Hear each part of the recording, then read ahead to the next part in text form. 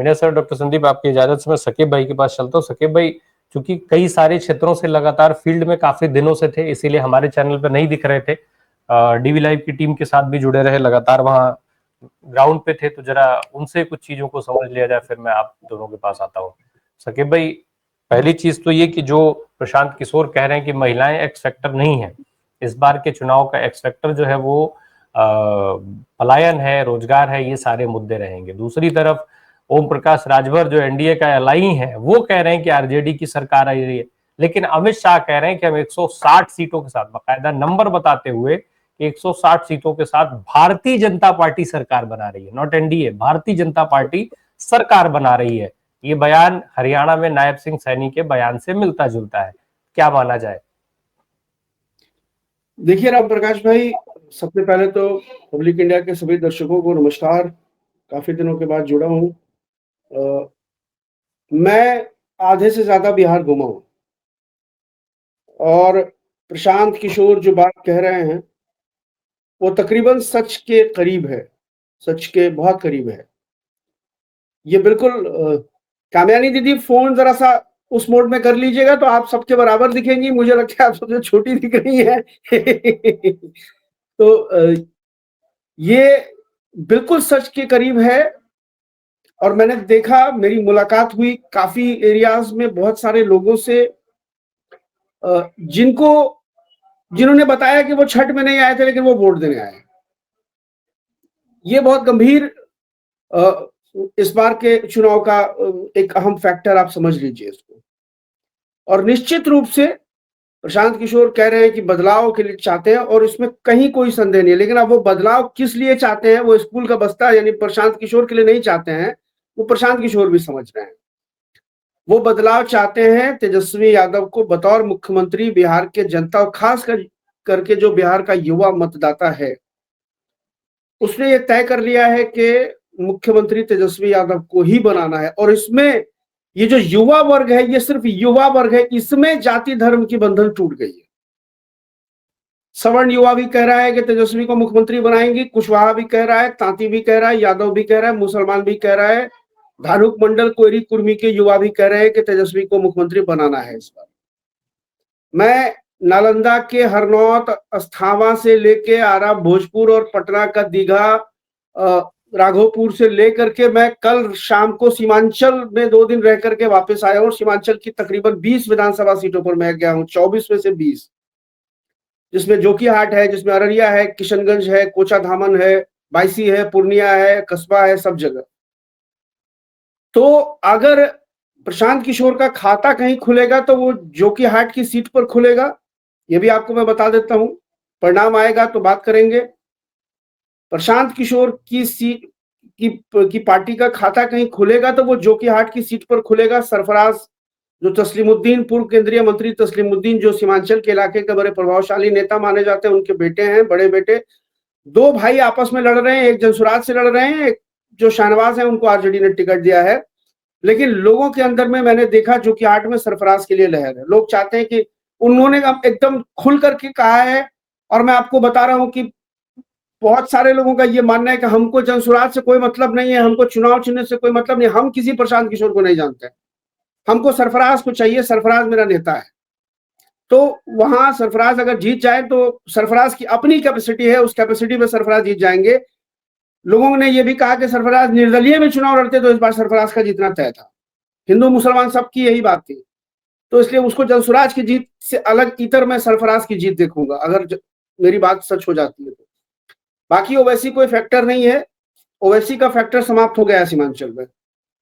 और आपने जो ये वीडियो अभी दिखाई, ये श्रेयसी सिंह जमुई की विधायक है, और ये बड़ी हाई प्रोफाइल महिला है भाई, राष्ट्रीय स्तर की शूटर है। इनके पिताजी स्वर्गीय दिग्विजय सिंह बांका वाले प्रोफेसर हुआ करते थे, जदयू के नेता रहे, समाजवादी नेता रहे, अभी विनय सर बताएंगे। और अच्छे, बहुत एजुकेटेड आदमी थे, जेएनयू से थे, बहुत एजुकेटेड आदमी थे। परिवार बहुत संभ्रात है, राजा साहब का परिवार है पूरा। लेकिन इनको लगा कि ये जो है स्टारडम के चक्कर में पिछले बार ये निकल गई थी, तो ये इस बार भी निकल जाएंगी, क्योंकि इनकी एक अलग पहचान भाजपा की नेत्री से अलग हटके राष्ट्रीय स्तर की शूटर की भी पहचान है। इन्होंने कई ओलंपिक्स वगैरह भी खेले हैं, है ना। तो इस वजह से, लेकिन देखिए आप जनता का क्या वो है। ग्राउंड रियलिटी यही है कि जनता सवाल कर रही है, और ये रूरल एरियाज में ज्यादा हो रहा है, अर्बन एरियाज में कम हो रहा है। गांव के इलाके में ये तमाम विरोध हो रहे हैं। आप जहां से भी देखेंगे भाजपा एनडीए के नेताओं का जितना विरोध हुआ है वो गांव में हुआ है, शहर में नहीं हुआ है, वार्ड में नहीं हुआ, म्युनिसिपल कॉर्पोरेशन के एरिया में नहीं हुआ है, नगर परिषद, नगर पंचायत, जिला परिषद के एरिया में हुआ है, जहां मुखिया होता है, जहां सरपंच होता है, उस इलाके में हुआ है। ये हम लोगों ने भी फील किया है कि गांव के अंदर ज्यादा एंटी इनकम्बेंसी है, लेकिन वो एंटी इनकम्बेंसी नीतीश के खिलाफ नहीं है। मैं फिर आपको बता रहा हूं, नीतीश से लोगों की नाराजगी नहीं है, नाराजगी भाजपा से है, मोदी से है, शाह से है, और भाजपा जो नीतीश के साथ कर रही है, नाराजगी उससे है। बिहार की जनता को सब कुछ समझ में आ रहा है कि बिहार के जो है नीतीश के साथ ये दोनों मिलकर के गुजरात लॉबी बैठ करके खेल करने वाली है। और यही बात भाजपा जो नीतीश जी का वोटर है वो हजम नहीं कर पा रहा है। उसने अपने ईगो का सवाल बना लिया है इसको, कि मेरे नेता को कोई गुजरात का आदमी आके बिहार में कैसे कंट्रोल कर सकता है। ये भी एक प्रश्न है, और ये भी एक नैरेटिव है बिहार की जमीन पर। वो एक जो बिहारी वाली जो अस्मिता है ना, उसने भी कहीं ना कहीं इस पूरे चुनाव को प्रभावित किया है, क्योंकि भाजपा के पास कोई बिहार लेवल का नेता नहीं, मतलब बिहार का कोई चेहरा नहीं है भाजपा के पास। सम्राट चौधरी की सीट फंसी हुई है, विजय सिन्हा की सीट फंसी हुई है, नीतीश मिश्रा की सीट सीवान में फंसी हुई है, झंझारपुर में फंसी हुई है, मंगल पांडे की सीट, अभी झंझारपुर में चुनाव नहीं हुआ है, मंगल पांडे सीवान में फंसे हुए हैं, जीतेंगे कि नहीं जीतेंगे देखेंगे। आप 14 मंत्रियों का चुनाव हुआ है अभी, मतलब पहले फेज में जदयू और भाजपा के कोटे से मिला के 14 मंत्रियों की विधानसभा सीट पर चुनाव हो चुके हैं। उसमें से कितने जीत करके आएंगे।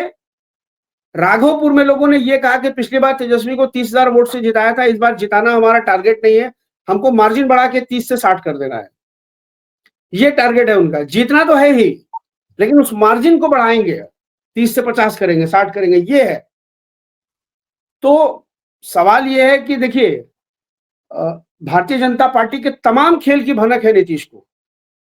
उनको यह भी पता है कि ये सांसद तोड़ रहे हैं हमारे, और ये वही सांसद बता रहे हैं नीतीश जी को जाकर के कि हमारे पास फोन आ रहे हैं, हमको प्रलोभन दिया जा रहा है। और वो सांसद सवर्ण समाज से नहीं है, सब ईबीसी ओबीसी समाज से आने वाले सांसद हैं, जो नीतीश जी को स्पष्ट इन्होंने बोल दिया है कि देखिए हमारे पास फोन आया था, हमको ऑफर दिया गया, हमको तोड़ने की कोशिश हो रही है। और आप देखिए इनका पब्लिक अपीयरेंस जो है संजय झा और ललन सिंह का कितना खत्म हुआ है। जो टिकट बंटवारे तक ये दिखे, उसके बाद संजय झा आपको कहीं दिखे हो तो बताइएगा। वो कहीं सभा कर रहे हैं, उनका कोई भाषण का कोट आपको मिल जाए, लेकिन ऐसे आप नहीं देखेंगे संजय झा को। और अभी दूसरे चरण में आज बहुत खेल होगा शाम तक। मोतिहारी की मैं आपको बात बता रहा हूं, कल शाम को ललन सिंह मोतिहारी में बैठे हुए थे। मोतिहारी विधानसभा सीट जो है, और प्रमोद कुमार वहां से भाजपा के विधायक हैं। वहां दिव्यांशु भारद्वाज नाम का एक व्यक्ति भूमिहार समाज से आने वाले, वो निर्दलीय प्रत्याशी के रूप में मैदान में और अच्छे प्रभावशाली व्यक्ति हैं। उनको बैठाने की कोशिश हो रही है भाजपा के समर्थन में। जलसुराज वाले को भी कहा जा रहा है तुम भी बैठो।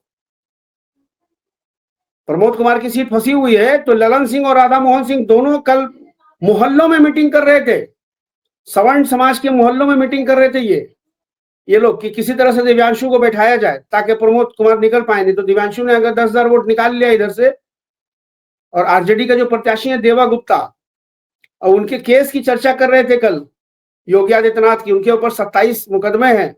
ऐसा आदमी अगर होगा यूपी में तो हम उसके घर पे बुलडोजर चला देंगे, और बुलडोजर भी खड़ा करवाया था उन्होंने। और उनके ऊपर खुद 22 मुकदमे थे जब वो मुख्यमंत्री बने हैं। योगी आदित्यनाथ के ऊपर खुद 22 आपराधिक मुकदमे थे जब वो मुख्यमंत्री बने हैं, उन्होंने सब मुकदमे वापस लिए। तो जनता इन सब चीजों को बहुत माइन्यूटली ऑब्जर्व करती है और समझती है। राम प्रकाश भाई, ज्ञानादेश अगर आया तो महागठबंधन, मतलब ज्ञानादेश अगर आया तो ही भाजपा एनडीए की सरकार बनेगी, अन्यथा जनादेश के माध्यम से तेजस्वी की सरकार तय है, इसमें कहीं कोई शक नहीं।